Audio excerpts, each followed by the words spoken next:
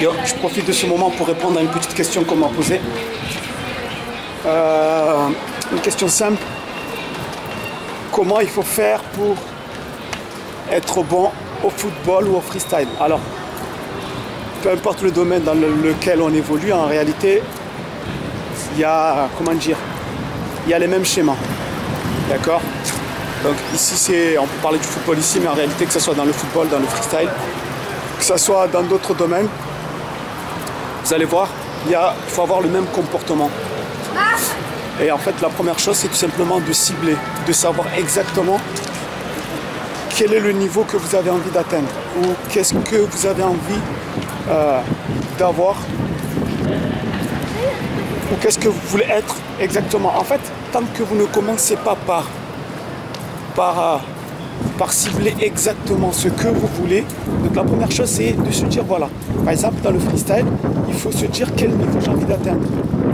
Est-ce que tu as envie juste de faire quelques gestes pour épater tes potes? Est-ce que tu as envie, je ne sais pas moi, de devenir champion du monde, champion de France? Est-ce que tu as envie d'en vivre? Parce que, en fonction de la réponse, vous allez agir différemment. Si vous voulez vraiment faire votre métier, que ce soit le football ou le freestyle, là vous comprenez qu'il va falloir beaucoup de travail. Si vous voulez juste apprendre à faire du freestyle pour épater vos potes, là il ne vous faut pas beaucoup de travail. Il suffit juste le week-end où vous entraînez un peu, vous apprenez 2 ou 3 gestes et vous allez épater vos potes. Vous voyez ce que je veux dire?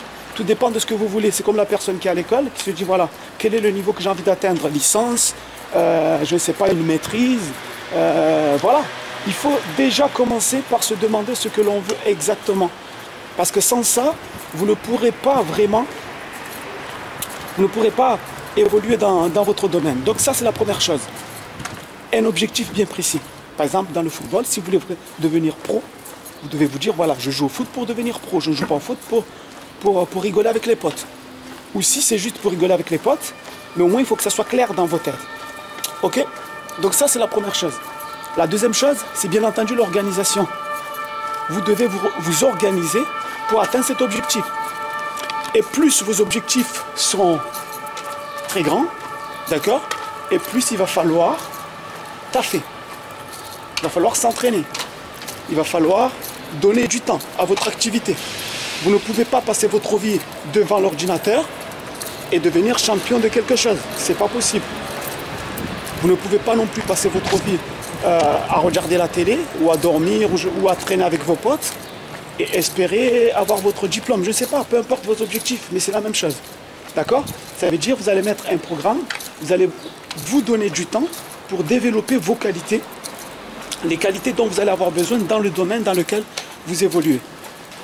La troisième chose, surtout, ne pas avoir peur d'être critiqué. Soyez un putain de samouraï. Tu vois le mec qui n'en a rien à foutre. Parce que je vais vous dire un truc, souvent les gens qui vous critiquent sont les gens qui aimeraient être à votre place. Mais eux, ils n'osent pas. Parce que souvent pour avancer, il faut prendre des risques. Et les débuts, lorsqu'on prend du risque, lorsqu'on se lance dans un projet, eh bien on n'est pas forcément le meilleur. Et c'est ce qui pousse certaines personnes à vous critiquer, à se moquer de vous, parce qu'ils voient que vous n'êtes pas le meilleur. Mais vous devez vous dire, ok, pour l'instant je ne suis pas le meilleur, mais j'envisage de devenir le meilleur.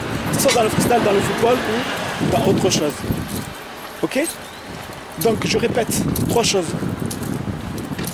La première chose, c'est l'objectif final que vous envisagez. La deuxième chose, c'est un programme, un planning. Vous donner du temps pour développer vos qualités. Et la troisième chose, j'allais me faire écraser par une voiture, c'est tout simplement ne pas écouter les autres, les critiques. Ceux qui parfois vont vous critiquer, vont vous décourager, etc. Donc si vous respectez ces 3 points, vous allez voir que ça ira mieux. D'accord? Donc maintenant, au boulot.